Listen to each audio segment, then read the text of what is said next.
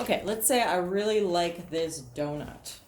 I could very easily cut it out. Now I'm going to cut it out farther than actually to the donut.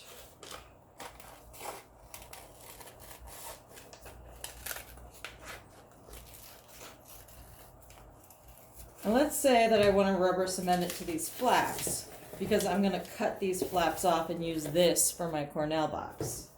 I will also have a few Olfa knives for you to borrow. Again, bring those back. Those are not meant for you to keep. If you need to keep one, let me know. But essentially what I'm going to do here is very carefully cut off all of these flaps. Be careful not to cut yourself. It is very important that you never put your fingers in front of where you are cutting. So I'm going to slice off these flaps. You know, you'd probably be taking a little more care.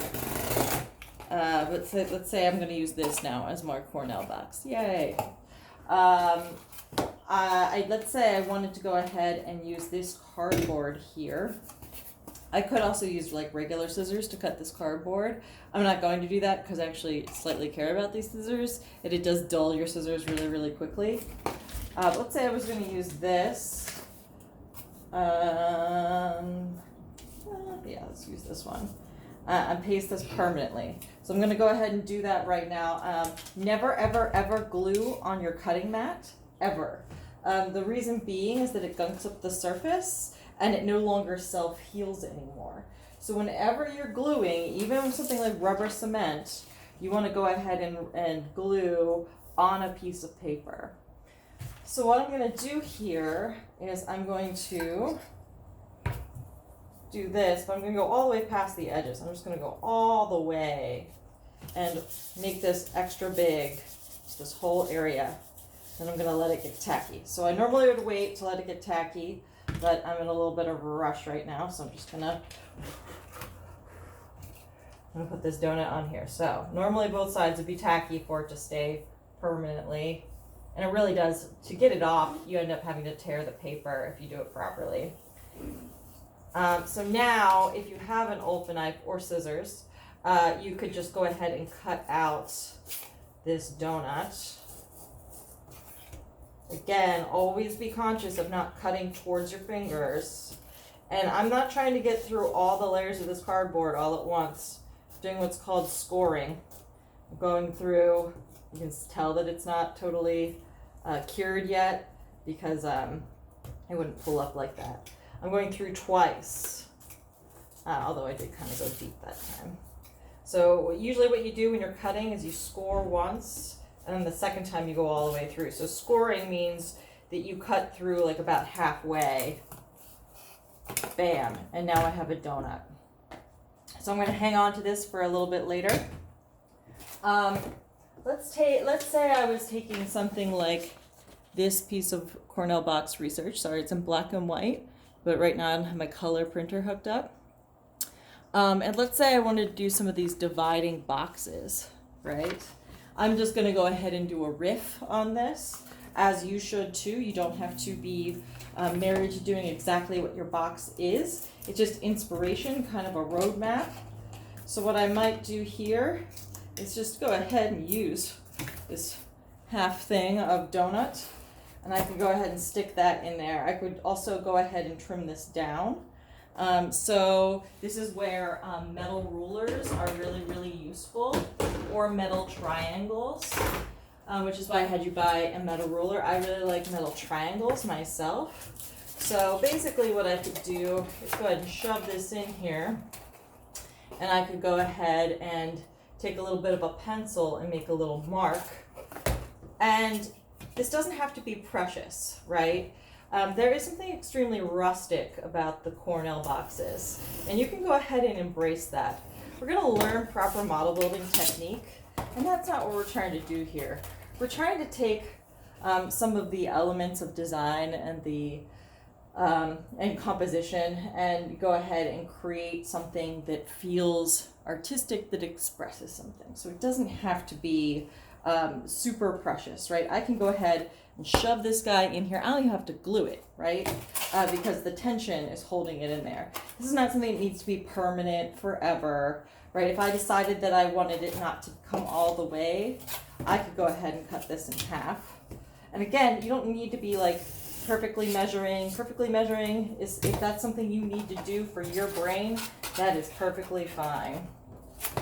But I could go ahead and put some of these dividers in here. I could, if I wanted to, if you have tape sitting around, I could go ahead and just go ahead and tape this in a little bit here. If I really, really wanted to, I could cover all of this stuff with paper, as I said, or collage in there. You probably will find some kind of image online. So much like this Cornell box with the moon in the background, maybe you find an abstract image that somehow in your research on your Pinterest feels right for the box. You can just print that sucker out, paste it right in there. So I could have some kind of image pasted. You can also go ahead and be adjusting these. So let's see here. For this one, if I wanted to, I could sort of do, say, all right, I need a pencil really fast.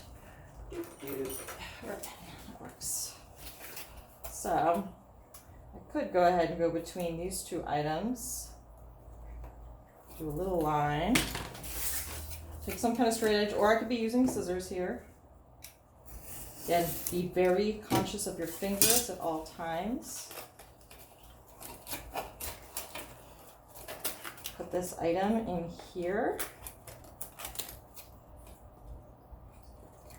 Right, and I could, if I wanted to, I could use some Elmer's glue, or if you have super glue, you could use that. Essentially, all you really need is a little tension in the box, but this one here is causing me problems because it's not long enough for the tension when I cut it off. So I'm just going to go ahead and rip off another one. It will actually be the accurate size. The great thing about triangles is you can kind of square things off. So now this has got tension in the box. It's even a little too big, which is fine. I'm going to go ahead and cut it in half.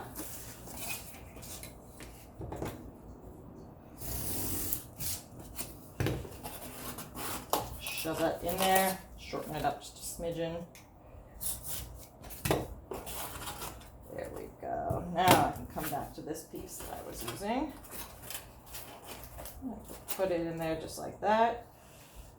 Great. If I wanted to, I could leave it long like this. And now let's say I wanted to put my donut in here, and I don't want to just put it right against the background. Let's say I want to have it a little bit suspended above the background, right? There's a couple ways I could go about that. If you have string laying around, you could tie string and have it sitting up. You could go ahead and take another piece of cardboard here, slice it off, and score. So I'm just going to go halfway through in the middle, right? Score it there. Oh, that seems good. I can score it on the other side, so it bends like this.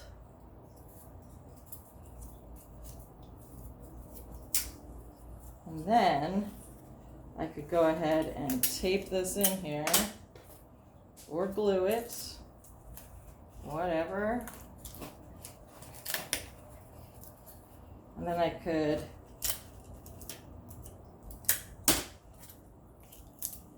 go ahead and glue that donut in there. And now it's suspended, right? So that there's a little bit of shadow. You can see that shadow. Oops, sorry. A little bit of shadow between the donut and the rest of the box. It's part of the 3D shadow box aspect of this. And I could find other found objects. I could go outside, could find leaves. I could go out, I could find rocks. I could, see if there's just bits and pieces around my room of beads or whatever, what have you. It could all be three-dimensional things glued in there. This example has these sorts of, sorry, words are hard right now. You could go ahead and make these cylinders, that's my word, out of paper.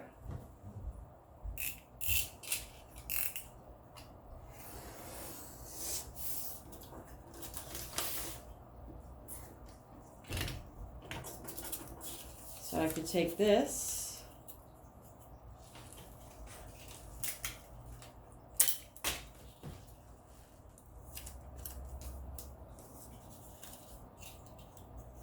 bam, now I have a cylinder. I could take this piece of paper, I could fold it.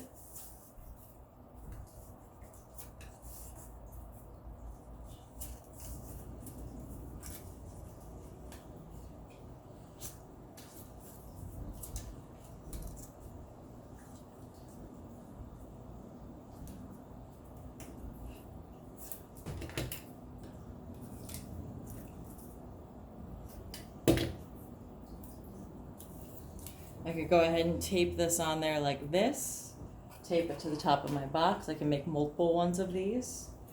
All kinds of different things. So yes, we are making a box, but think outside the box. If something this large is super intimidating to you, you can see if you can find some other smaller box that you may have around. In some ways, this is a little harder because it's so teeny tiny, but in some ways it can be really freeing for certain people because they don't have to think about too much of a larger scale. I probably, unless you're already experienced in making things, probably would not go larger than a cereal box. The cereal box method seems really complicated, but it actually isn't once you get going on it. So you could do something small like this, again, using pieces of paper or cardboard to go ahead and create some kind of structure in here. And I do recommend, magazines or finding images that you can print out, and you can scale them bigger or smaller, even just within a word processing program. Just as I said before, make sure that you're not changing the aspect ratio, so the width and height of the image. You always want to be scaling that using the corner.